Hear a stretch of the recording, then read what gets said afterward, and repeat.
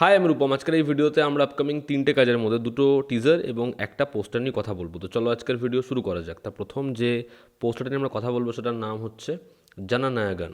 থালাপাতি 69 এই ছবিটার টাইটেল আজকে রিভিল করা হয়েছে এবং 2টো পোস্টার ড্রপ করা হয়েছে। তো জানানায়াগান হচ্ছে এই ছবির টাইটেল, যেটার আনুমানিক মানে এরকম যে জনতার লিডার বা জনগণের লিডার। এবার এই যে ছবিটা আমার মনে হয় এইচ বিনোদ বানাচ্ছে এই কারণেই যে থালাপাতি বিজয় সে পলিটিক্সে আসছে এবং তার ক্যারেক্টারটা ছবিতে সিমিলার লাইনে হবে এবং সেটা অডিয়েন্সকে আরও বেশি ইনফ্লুয়েন্স করবে তার লিডারশিপকে। তো সেই কারণেই মেবি ছবিটা আসবে এবং এই যে পোস্টারটা এটা খুবই ওকে ওকে পোস্টার। আমার পোস্টারটা সেরকম ভালো লাগেনি এবং বিজয়ের যেরকম লুকস সেটা টিপিক্যাল এরকম ধরনের লুকসে আমরা বিজয়কে ম্যাক্সিমাম ছবিতে দেখি। বিজয়কে দেখতে ভালো লাগছে, তবে যেরকমভাবে সে সেলফি তুলছে পিছনে হাজার হাজার লাখ লাখ লোক, সেরকম ধরনের দৃশ্য আমরা বহুবার দেখেছি। ফলে এই পোস্টারটার মধ্যে নতুনত্ব একদম নেই এবং খুব স্টাইলিংও এই পোস্টারটার মধ্যে নেই, যেই কারণে এই পোস্টারটা আমার ভালো লাগেনি সেরকম।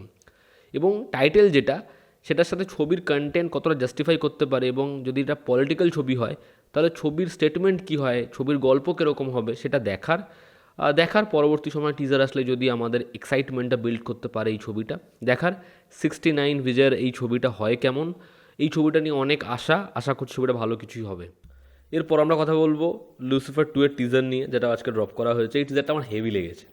পৃথ্বীরাজ সুকুমারন সে ভালো অ্যাকশন থ্রিলার বানাতে পারে, যেমন সে আবার একটা কমেডি ছবি হ্যান্ডেল করতে পারে খুব ভালো। এবং মোহনলালের সাথে তার কেমিস্ট্রি আমার হেভি লাগে। এবং এই টিজারে শেষে তার ওই যে সংলাপটা, এক ইশারা, ঠিক আছে, ব্যাপক। মানে ওর সাথে মোহনলালের কেমিস্ট্রি বাবা ছেলে হিসেবেও হেভি হয় এবং লুসিফারে ওদের দুজনের যে বন্ডিং সালমান খান এবং চিরঞ্জীবী করতেই পারেনি সেটা। এবং এই ছবিটার স্কেল কত বেড়ে গেছে, যারা লুসিফার দেখেছে তারা জানে যে এবার না শুধুমাত্র যে পলিটিক্যাল যে এনভায়রনমেন্ট সেটা তো নেই, এবার পুরোপুরি ওয়ার জোন দেখাচ্ছে। এবং যারা আগের ছবিটা দেখেছে ওখানে যেরকম ধরনের সংলাপ ছিল পুরো টিজারে সেরকম ধরনেরই সংলাপ রয়েছে, যে এবার লড়াইটা ভালো এবং মন্দের মধ্যে নয়। এটা কিন্তু আগেও ছিল যে খারাপ এবং খারাপের সাথে তুলনা, ডেভিলের সাথে ডেভিলের তুলনা করা হয়, ও সেখানে পড়ে। এখানেও কিন্তু সেরকম ধরনের সংলাপ যে লড়াইটা খারাপের সাথে খারাপের। এবং ওই যে জায়গাটা যেখানে বলছে যে এই ধর্মের জন্য ইবলিশ রয়েছে, এই ধর্মের জন্য শয়তান রয়েছে এবং খ্রিস্টান ধর্মে রয়েছে লুসিফার, এবং তখন ওর আংটিটা দেখা যাচ্ছে, ওখান থেকে টার্গেট ব্যাপক লেগেছে ওটা।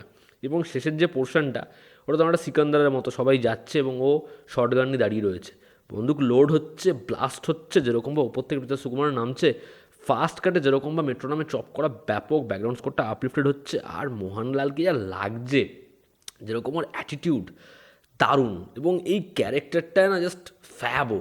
এবং প্রথমে যেরকমভাবে স্লো সিকোয়েন্স খুলছে, ইন্টেন্স বিজিএমটা আস্তে আস্তে ওপেন হচ্ছে, খুব স্লো সিকোয়েন্সগুলো, তারপর ঝাপঝাপ ঝাপঝাপ যেরকমভাবে গেল টিজারটা, আমার হেভি লেগেছে। আশা করছি ছবিটা ভালো হবে এবং মোহনলাল অনেক দিন পর আবার হিট পাবে, কারণ বক্স অফিসে তার ছবিগুলোর যা অবস্থা, তাকে জিতু জোসেফ না হলে পৃথ্বীরাজ সুকুমারন এই পরিচালকেরাই হিট দেওয়াতে পারবে। এবার যদি আমরা কথা বলি আজকে সব থেকে আলোচিত টিজার নিয়ে, যেটা হচ্ছে দ্য ডেইলি ফাইলসের টিজার নিয়ে, যেটা আজকে ড্রপ করা হয়েছে। এবং এই টিজারটার যেরকম কম্পোজিশন, ওই one take shot, Mithun Chakraborty সে মনোলগ ডেলিভার করতে করতে আসছে এবং ওরকমভাবে তাকে ক্যাপচার করছে, ওরকমভাবে ডায়ালগসগুলো স্ক্রিনে আসছে, ব্যাপক। মিঠুন চক্রবর্তী যে কত বড় মাপের অভিনেতা সেটা না এখনও দেখলে খুব অবাক হই আমরা, যে এই লোকটা কী করতে পারে, কী অভিনেতা ইনি। এবং বিবেক অগ্নিহোত্রী বারংবার মিঠুন চক্রবর্তীকে ব্যাপক ক্যারেক্টার দেয় এবং মিঠুন চক্রবর্তী সেই চরিত্রগুলোকে ওরকমভাবে পুল অফ করতে পারে। বিবেক অগ্নিহোত্রীর পলিটিক্যাল পয়েন্ট অফ ভিউর সাথে আপনি অ্যাগ্রি করুন না করুন তার স্টেটমেন্টের সাথে, কিন্তু তার ছবির যে প্রেজেন্টেশন হয়, তার ছবিতে পারফর্মাররা যেরকমভাবে পারফরমেন্স দেয় সেটাকে ডিনাই করলে চলবে না। এবং এই ওয়ান টেক শট, ওরকম লাইটিং, ওরকমভাবে আলোটা মুখে পড়ছে, অন্ধকার হয়ে যাচ্ছে, শেষের যে শটটা দেওয়াল, ওরকম একটা স্কেচ আঁকা, যে ভারতের জাতীয় পতাকাকে আগলে রয়েছে একটা মেয়ে এবং ওখানে মিঠুন চক্রবর্তী নিজের শরীরটা এলিয়ে দিচ্ছে এবং তার যে পুরো মনোলগটা জাস্ট ব্যাপক। যেরকম তার প্রোনাউন্স করতে সমস্যা হচ্ছে, তার শরীর যেরকম বিধ্বস্ত, যেরকমভাবে সে হেঁটে আসছে, জাস্ট সেরা। আমার এই টিজারটা ব্যাপক লেগেছে। দেখার এই ছবিটা হয় কেমন, আমাদের ওয়েস্ট বেঙ্গলে ছবিটা রিলিজ করতে পারে কি না, সেখানে কী কী সমস্যা ফেস করে। এই ছবিটায় অনেক বাঙালি অ্যাক্টাররা রয়েছে, যার মধ্যে অন্যতম হচ্ছে সৌরভ দাস।